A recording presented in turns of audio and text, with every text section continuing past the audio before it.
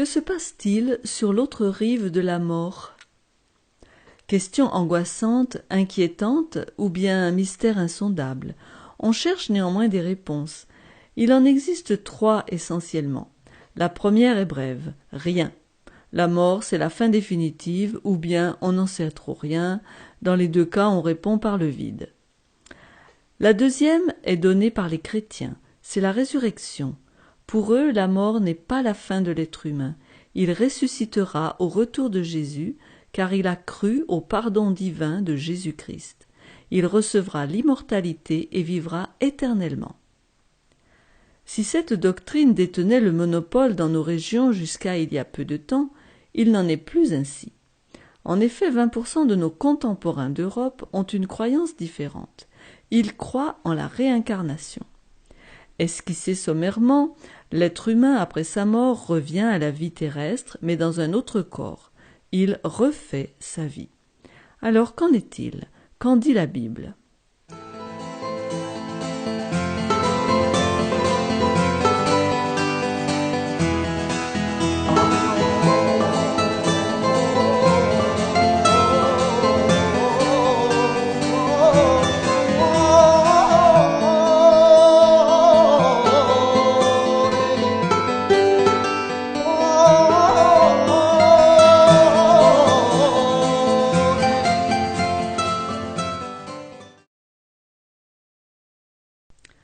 La résurrection ou la réincarnation?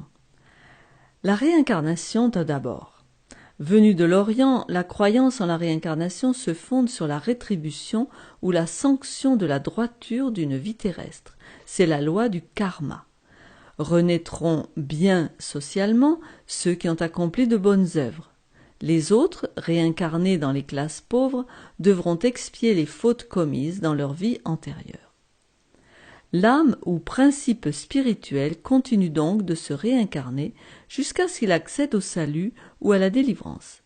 Celle-ci intervient quand l'âme a compris l'ignorance, l'erreur, l'illusion qui la faisait chaque fois s'associer à des corps. C'est alors qu'elle se réfugie dans une éternité bienheureuse appelée le nirvana. Cette doctrine à succès en Occident a été adoptée par le Nouvel Âge. Elle affirme qu'après les maux de cette vie, la vie sera meilleure. Au début, l'Inde ne connaissait pas la réincarnation. Après sa mort, il ne subsistait de l'homme que son être le plus profond, le soi, que les Grecs ont appelé l'âme. Le soi est lié par la loi du karma, c'est-à-dire la loi de la rétribution selon les œuvres. S'il n'en a pas fait assez, il est contraint de se réincarner dans d'autres corps jusqu'à ce qu'il parvienne à se libérer. On y parvient par une sagesse toujours plus grande. L'homme espère ainsi pouvoir se perdre dans la grande âme de l'univers. C'est au VIe siècle avant Jésus-Christ que le bouddhisme va broder sur le canevas. En simple, il va, par l'ascèse, s'efforcer de faire taire tout désir pour s'élever à l'état de nirvana. Ces deux conceptions relativisent l'existence individuelle au profit de la grande réalité cosmique.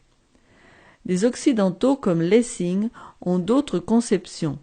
La nouvelle vie, pour eux, n'est pas une rétribution pour celle qui a précédé. Elle est une chance de perfectionnement, une chance d'accéder à plus d'expérience et de savoir. Chaque réincarnation constitue donc un pas en avant vers une perfection plus haute.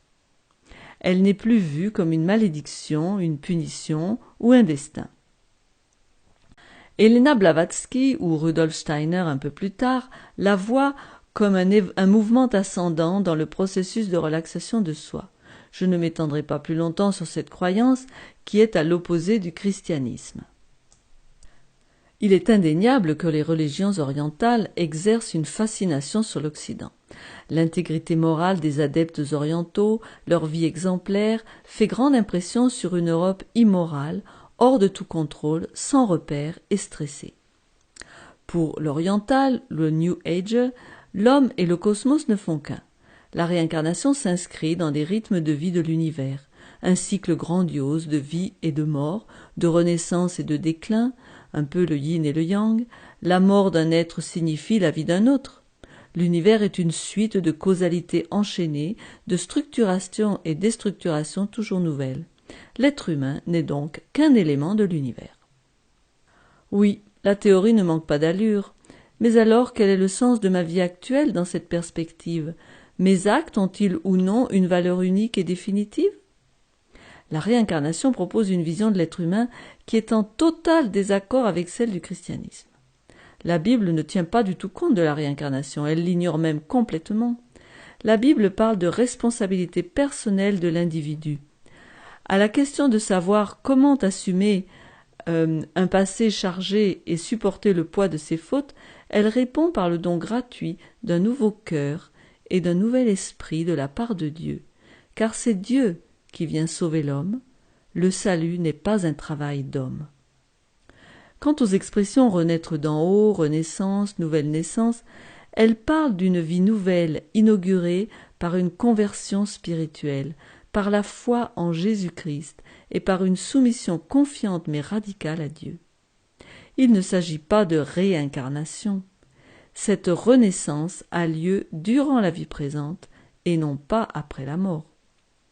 La réponse qu'offre la réincarnation est une manière de conjurer l'angoisse de la mort et le non-sens de la vie. Puisque la mort n'est jamais définitive, il n'y a pas lieu de la redouter. C'est là le vieux mensonge du serpent en Éden. Il avait dit à Ève « Vous ne mourrez point ». Et il a perpétué ce mensonge jusqu'à aujourd'hui. Tournons-nous donc maintenant vers le message biblique de la résurrection. Il affirme que notre vie est unique et ne se reproduira pas. Dieu nous ressuscitera, chacun personnellement, comme Christ est ressuscité, si nous remplissons les conditions. Nous portons aux yeux de Dieu un nom unique. Nous ne sommes pas une perle au collier des renaissances, se reproduisant sans cesse, pour sans cesse aboutir à la mort. La mort a été vaincue par Christ une fois pour toutes. Retraçons donc maintenant ce thème de la résurrection. Évidemment, il faut croire d'abord à la notion de péché. À cause de son péché, l'humanité est soumise à la mort. Et en effet, la Bible nous affirme que le salaire du péché, c'est la mort. Nous nous sommes coupés de la vie. La mort est un sommeil. Les pensées, les intentions périssent. On n'est plus. Mais Dieu n'a pas voulu nous laisser dans cette condition.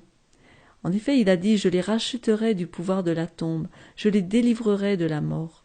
Osée 13, verset 14. Cette rédemption du pouvoir de la tombe a été effectuée par Christ. Car, puisque la mort est venue par un homme, c'est aussi par un homme qu'est venue la résurrection des morts. Et comme tous meurent en Adam, de même aussi tous revivront en Christ. 1 Corinthiens 15, versets 21 et 22.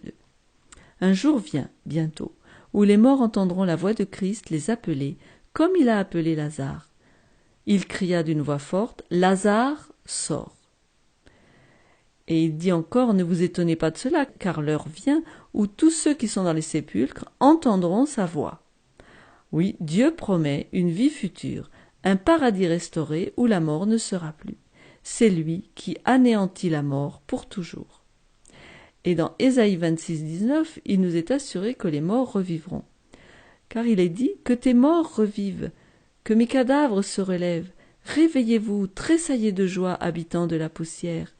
Car ta rosée est une rosée vivifiante, et la terre redonnera le jour aux ombres. » Oui, à partir de la résurrection, la vie éternelle commence. Elle est donnée à ceux qui ont la foi. La volonté de mon Père, c'est que quiconque voit le Fils et croit en lui ait la vie éternelle, et je le ressusciterai au dernier jour. Les autres subiront une destruction complète. Ce sera comme s'ils n'avaient jamais existé. C'est ce que nous dit Jean 5 au verset 29. Ceux qui auront fait le bien ressusciteront pour la vie, mais ceux qui auront fait le mal ressusciteront pour le jugement.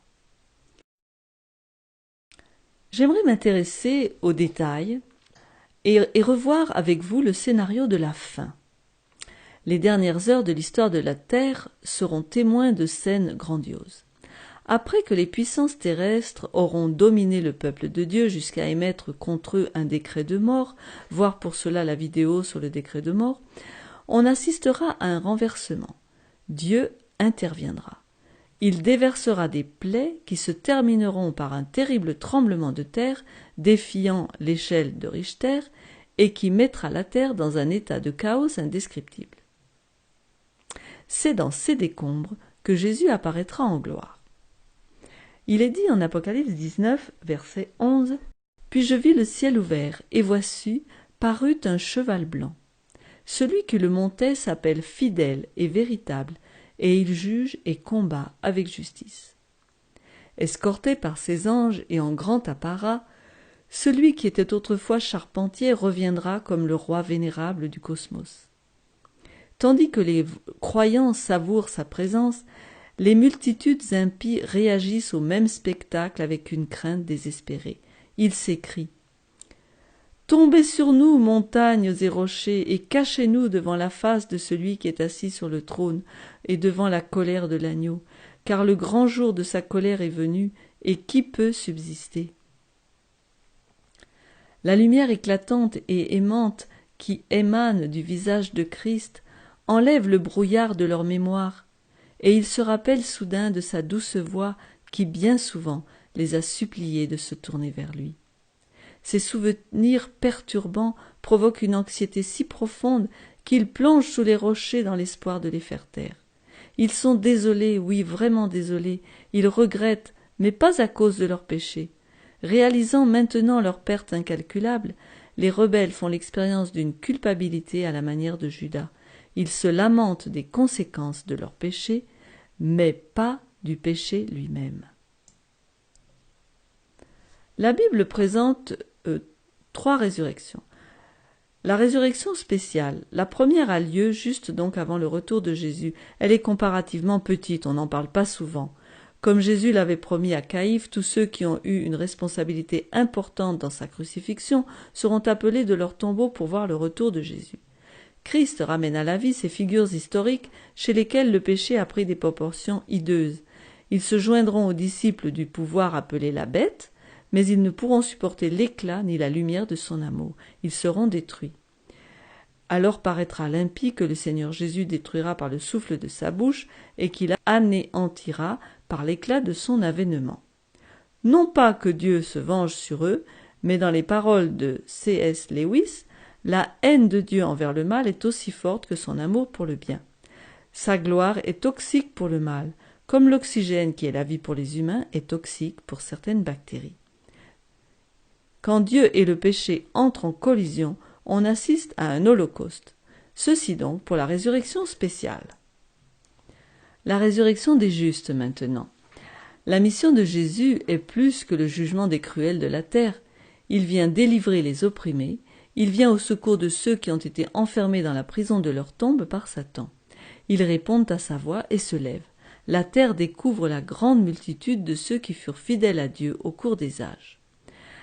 1 Thessaloniciens 4, 16 nous dit « Car le Seigneur lui-même, à un signal donné, à la voix d'un archange et au son de la trompette de Dieu, descendra du ciel, et les morts en Christ ressusciteront premièrement. » C'est donc la résurrection des justes. Après celle-ci, les vivants fidèles à Dieu, qui étaient pourchassés par leurs oppresseurs, sont changés en un corps glorieux, plus soumis à la mortalité. C'est le verset 17. Ensuite, nous les vivants qui serons restés, nous serons tous ensemble enlevés avec eux sur les nuées, à la rencontre du Seigneur dans les airs, et ainsi nous serons toujours avec le Seigneur. Et la mort n'aura plus de pouvoir sur eux. C'est ce qu'il est dit dans 1 Corinthiens 15. Voici, je vous dis un mystère, nous ne mourrons pas tous, mais tous nous serons changés. En un clin d'œil, en un instant, à la dernière trompette, la trompette sonnera et les morts ressusciteront incorruptibles, et nous serons changés. Car il faut que ce corps corruptible revête l'incorruptibilité et que ce corps mortel revête l'immortalité. Lorsque ce corps corruptible aura revêtu l'incorruptibilité et que ce corps mortel aura revêtu l'immortalité, alors s'accomplira la parole qui est écrite, la mort a été engloutie dans la victoire. La grande réunion céleste rapproche ceux qui avaient été séparés. Les enfants retrouvent leurs parents autrefois endeuillés.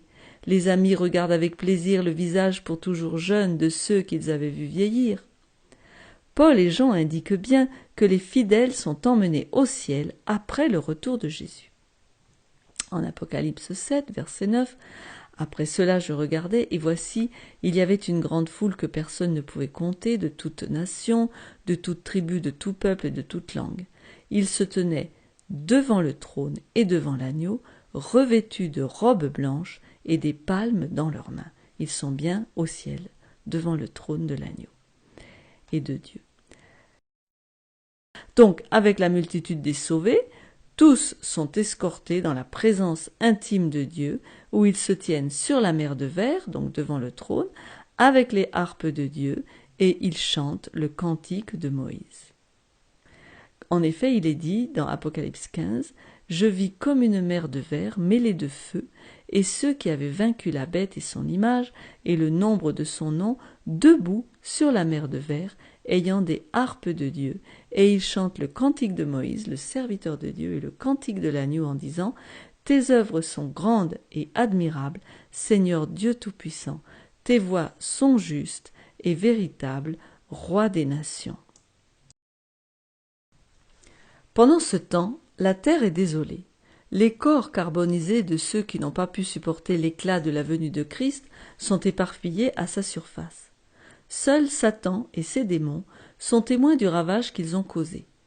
De même que le bouc émissaire portait symboliquement les péchés d'Israël dans le désert à la fin du jour des expiations, vous pouvez pour cela voir la vidéo sur le jour des expiations, de même Satan portera la punition des péchés qu'il a fait commettre aux sauvés en restant dans le désert d'une planète dévastée. Sans personne à tenter et tourmenter, il est, dans le vrai sens du terme, lié pour 1000 ans. En effet, en Apocalypse 20, il nous est dit « Il saisit le dragon, le serpent ancien, qui est le diable et Satan, et il le lia pour 1000 ans. Il le jeta dans l'abîme, ferma et scella l'entrée au-dessus de lui, afin qu'il ne séduisît plus les nations jusqu'à ce que les 1000 ans fussent accomplis. Après cela, il faut qu'il soit délié pour un peu de temps. » Beaucoup de gens ne comprennent pas ce verset et pensent qu'il est lié dans un endroit spécial, mais il est simplement sur la terre lié par les circonstances. Sans plus aucun de ces mécanismes de fuite, il est forcé de réfléchir à ses crimes, enfin, contre l'homme et contre Dieu, et à son sinistre futur devant les hautes instances de l'univers. Alors, maintenant s'inscrit le moment du jugement des 1000 ans, ou le millénium. À des milliers de kilomètres de là, dans un ciel rempli de félicité active, les rachetés ont une tâche monumentale à accomplir. La vision de Jean révèle des trônes. Apocalypse 20, verset 4. « Et je vis des trônes, et à ceux qui s'y assirent furent donnés le pouvoir de juger. Et je vis les âmes de ceux qui avaient été décapités à cause du témoignage de Jésus et à cause de la parole de Dieu, et de ceux qui n'avaient pas adoré la bête ni son image, et qui n'avaient pas reçu la marque sur leur front et sur leurs mains. Ils revinrent à la vie, et ils régnèrent avec Christ pendant 1000 ans. » Des saints qui jugent au ciel. Des années avant cette vision, Paul en avait appelé à sa congrégation à Corinthe à ne pas mettre leurs frères au tribunal sur la base que « Ne savez-vous pas que les saints jugeront le monde ? Ne savez-vous pas que nous jugerons les anges ?» Si, pour le moment, notre connaissance partielle nous rend incapables de juger les autres, il n'en sera plus ainsi à ce moment-là, car, il est dit, c'est pourquoi ne jugez rien avant le temps jusqu'à ce que vienne le Seigneur, qui mettra en lumière ce qui est caché dans les ténèbres et qui manifestera les desseins des cœurs. Alors chacun recevra de Dieu la louange qui lui sera due. Cette meilleure compréhension sera rattachée à l'examen des livres du ciel dont parle le prophète. Malachie 3,16 nous dit « Alors ceux qui craignent l'Éternel se parlèrent l'un à l'autre. L'Éternel fut attentif et il écouta, et un livre de souvenirs fut écrit devant lui pour ceux qui craignent l'Éternel et qui honorent son nom. » Donc toute pensée, toute motivation sera révélée puisqu'elles sont écrites dans le livre. Car Dieu amènera toute œuvre en jugement au sujet de tout ce qui est caché, soit bien, soit mal. En partenariat avec Dieu, les cas des perdus seront analysés, d'après ce qui est écrit dans les livres.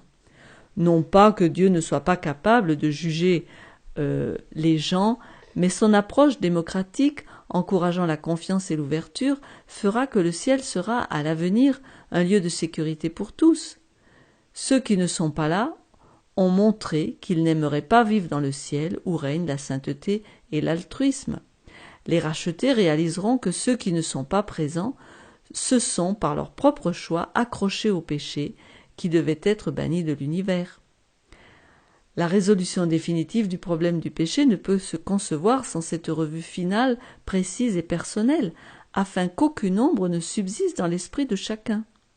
En exposant les crimes de l'humanité, cette revue permet de voir le péché tel qu'il est, pour qu'ensuite il soit avalé ou engouffré dans la lumière de l'éternité.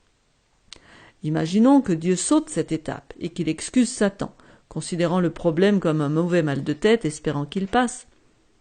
Si Dieu laissait tout viol, ou meurtre, ou maladie faite par l'homme impuni, si Dieu haussait les épaules sur la pauvreté engendrée par les excès des riches, pourrions-nous aimer un Dieu qui excuserait par l'inaction la grande conspiration du mal qui a rendu la vie de millions insensés et les a balayés dans une éternité sans espoir? Pourrait-il régner la paix dans l'au-delà et la confiance entre Dieu et ses enfants si ces mots n'étaient jamais scrupuleusement exposés? Non, Dieu ne regarde pas le mal avec indifférence. Il faudra donc 1000 ans pour faire le point sur l'histoire du monde et celle de chacun. Après le millénium, on a donc la troisième résurrection. Les perdus resteront donc 1000 ans dans leur tombeau. En effet, les autres morts ne revinrent point à la vie jusqu'à ce que les 1000 ans fussent accomplis. Apocalypse 25. Et Apocalypse 20, de 2 à 3, nous dit que Satan était lié donc pendant 1000 ans. Il est délié pour un peu de temps. Donc Satan était lié par la solitude. Il est relâché de sa prison. Et dans le sens où il a une nouvelle opportunité de reprendre son œuvre de tromperie. Sa prison ou abîme, c'est le mot abussos. C'est le même mot que tohu-bohu que l'on avait trouvé dans la Genèse où il était dit que la terre était tohu-bohu, c'est-à-dire informe et vide. La terre est informe et vide, elle est sans habitants, dans un état de désolation et de chaos. Satan est donc relâché.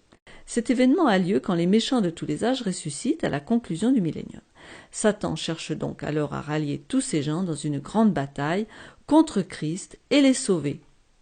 Puisqu'il est relâché de sa prison, on voit après au verset 7 à 10, il sortira pour séduire les nations, qui sont ressuscitées donc, qui sont aux quatre coins de la terre, Gog et Magog, afin de les rassembler pour la guerre. Leur nombre est comme le sable de la mer. Ils montent à la surface de la terre, ils investirent le camp des saints et la ville bien-aimée. Mais un feu descend du ciel et les dévore. Et le diable qui les séduisait fut jeté dans les temps de feu et de soufre, où sont la bête et le faux prophète, et ils seront tourmentés jour et nuit au siècle des siècles. Il faut bien comprendre ce que ces versets disent. Satan les trompe en leur faisant croire qu'ils peuvent renverser Christ et les saints. Mais leur attaque est vouée à l'échec, et elle les conduit à leur destruction éternelle. C'est Jésus qui va exécuter ce jugement. Car, comme il est dit en Jean 5, 26, 27, le Père a la vie en lui-même et il a donné au Fils d'avoir la vie en lui-même. Et il lui a donné le pouvoir de juger parce qu'il est le Fils de l'homme. Et voici comment, par son autorité et par sa parole. De sa bouche sortait une épée pour frapper les nations et il va les fouler, donc il va les détruire par le souffle de sa bouche, par son épée, c'est sa parole. Mais alors, quand a lieu le jugement dernier ? Les événements finaux se succèdent dans un ordre rapide. Mais dans l'Apocalypse, ils sont disséminés, il faut les rassembler, les remettre en ordre, et c'est ce que j'essaie de faire. Donc, après la tentative d'attaque de la Nouvelle Jérusalem, qui est descendue du ciel avec Christ et ses saints, donc dans Apocalypse 20, verset 9, à ce moment-là a lieu le jugement des réprouvés. Et là, il nous faut aller au verset 11 à 15. Je vis un grand trône blanc, et celui qui était assis dessus. La terre et le ciel s'enfuirent devant sa face, et il ne fut plus trouvé de place pour eux. Et je vis les morts, les grands et les petits, qui se tenaient devant le trône. Des livres furent ouverts, et un autre livre fut ouvert, celui qui est le livre de vie, et les morts furent jugés selon leurs œuvres, d'après ce qui était écrit dans les livres. La mer rendit les morts qui étaient en elle, la mort et le séjour des morts rendit les morts qui étaient en eux, et chacun fut jugé selon ses œuvres. Et la mort et le séjour des morts furent jetés dans les temps de feu, c'est la seconde mort, les temps de feu. Quiconque ne fut pas trouvé écrit dans le livre de vie fut jeté dans les temps de feu. Voilà, ça c'est la fin. Un feu descend du ciel et les dévore. Voici un tableau pour résumer la chronologie de ces derniers événements de la résurrection jusqu'au millénium. Donc au retour de Jésus, on a donc la résurrection des justes. C'est le moment où débute le millénium avec le jugement des réprouvés pendant 1000 ans au ciel. Toutes ces personnes-là sont sur la terre, sont mortes. Et ensuite, à la résurrection de ces réprouvés, ils comparaissent devant le tribunal divin et ils sont finalement détruits puisque le jugement a jugé qu'ils n'étaient pas capables de vivre dans le ciel.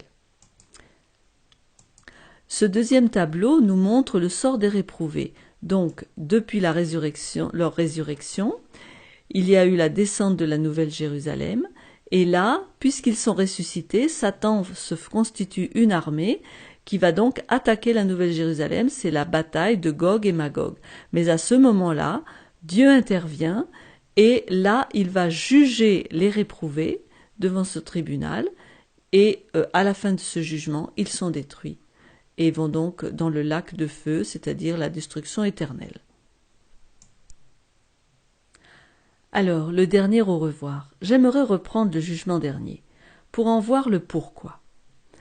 La terre chancelle comme un homme ivre, elle vacille comme une cabane, c'est ce que nous dit Ésaïe 24, verset 20, car son péché pèse sur elle, elle tombe et ne se relève plus. Le retour de Jésus cataclysmique a laissé la terre dans le chaos. Elle a vacillé. C'est ainsi qu'elle a reposé pendant 1000 ans, stérile, immobile, fracturée, un vaste cimetière. Des arbres déracinés, pétrifiés, gisent entre les rochers calcinés.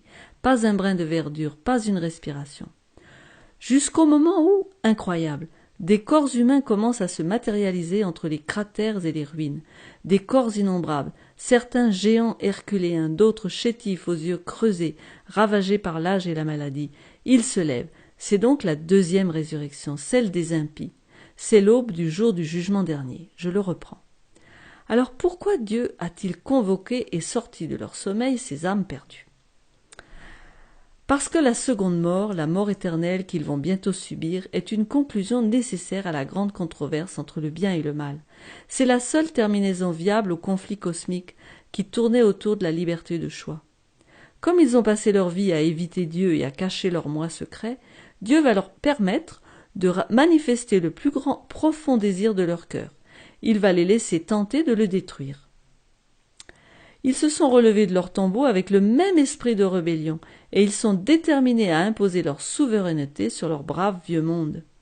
Satan saisit le moment, exploitant la désaffection des perdus, comme on l'a lu bien avant, il est relâché de sa tombe et il va rassembler son camp pour attaquer le camp des saints. Quel peut être le but de cette entreprise folle, si ce n'est d'arracher son trône au Créateur et Rédempteur et d'y mettre l'ange déçu qu'ils ont toujours servi? Ils croient encore que ce Superman peut les délivrer de l'esclavage de l'absolutisme moral et leur permettre de devenir des dieux de l'univers qu'ils se sont fabriqués. C'est le moment pour Dieu de déchirer le voile. Alors je reviens à mon grand trône blanc. Pensant que la conquête sera facile, ils sont arrêtés par une scène d'une gloire transcendante. Au-dessus de la cité apparaît un grand trône blanc sur lequel est assis le Fils de Dieu. C'est ce jugement. On l'a lu déjà tout à l'heure. Son œil, l'œil de Jésus, se pose sur cette foule meurtrière, et la lumière de la vérité éclaire chaque coin de leur âme. Ils voient leurs péchés et leur caractère exposés. Ils sont confrontés au caractère humble de Christ. Ils le voient finalement dans sa vraie lumière. Un Dieu rempli de miséricorde. Ils reconnaissent le bon berger qui a tout fait pour gagner leur amour et assurer leur salut. Devant la vision du calvaire avec sa mystérieuse victime, toute excuse est balayée. Une autre vie, une autre chance ne changerait pas leur destin. Ils ne sont pas sauvés parce qu'ils ont rejeté Dieu, non parce que Dieu les a rejetés. Regardant la glorieuse cité qu'ils n'occuperont jamais, observant ce Dieu d'amour qu'ils ne comprendront jamais, ils tombent et s'exclament dans une agonie de désespoir. Oui, tes voies sont justes et véritables, roi des nations. Qui ne craindrait, Seigneur, et ne glorifierait ton nom? Car seul tu es saint, et toutes les nations viendront et se prosterneront devant toi, parce que tes jugements ont été manifestés. Oui, désormais le voile est levé. Ils comprennent que le super monstre qui les a trompés est un tyran malicieux, et ils s'exclament En Ésaïe 14, il est dit « Est-ce là cet homme qui faisait trembler la terre, qui ébranlait les royaumes, qui réduisait le monde en désert, qui ravageait les villes et ne relâchait point ses prisonniers ?» Tous prennent la parole pour te dire « Toi aussi tu es sans force comme nous, tu es devenu semblable à nous. » Ils sont en train de s'adresser à Lucifer. On peut supposer qu'ils sont tous pris de haine pour cet ange déchu, alias Lucifer, et ils se tournent contre lui. Et c'est à ce moment-là qu'un feu descend et les dévore. C'est la seconde mort, la mort éternelle. C'est la purification finale, le bannissement, la destruction, qu'il nous est impossible de décrire et de comprendre pleinement. Une chose reste certaine, c'est que Dieu est amour, et le reste dans le jugement final aussi. Il est normal que sa colère s'exerce envers ses persécuteurs qui ont semé querelles, oppression, séduction et mort autour d'eux. Puisque sa justice est satisfaite, le juge de toute la terre n'étant pas un tyran vindicatif, il ne va pas faire souffrir ses ennemis pendant l'éternité dans un feu sans fin. Ceux qui se sont identifiés au péché seront des cendres. En effet, il est dit en Malachie 3, « Car ils seront comme de la cendre sous la plante de vos pieds, au jour que je prépare, dit l'Éternel des armées. » Oui, vous foulerez les nations, les méchants, que je n'ai pas lu le début du verset, vous foulerez les méchants, qui seront comme de la cendre sous la plante de vos pieds. Leur juste et miséricordieuse portion sera la non-existence éternelle. Ainsi s'achèvera l'histoire du mal. Mais ce n'était pas le plan premier de Dieu. Il n'aurait pas voulu dire ce dernier au revoir. Nous voulons nous aussi l'éviter. À chaque moment, le Saint-Esprit plaide avec l'humanité. Alors, qu'allons-nous lui répondre? Le laisserons-nous nous purifier en nous séparant du péché afin de lui épargner la souffrance de devoir nous détruire? Nous pouvons le faire, le laisser faire de nous une nouvelle création, afin que nos cœurs battent en harmonie avec lui au jour où, sur une terre purifiée et recréée, il s'exclamera, comme en Apocalypse 21, « Et celui qui était assis sur le trône dit, Voici, je fais toutes choses nouvelles. »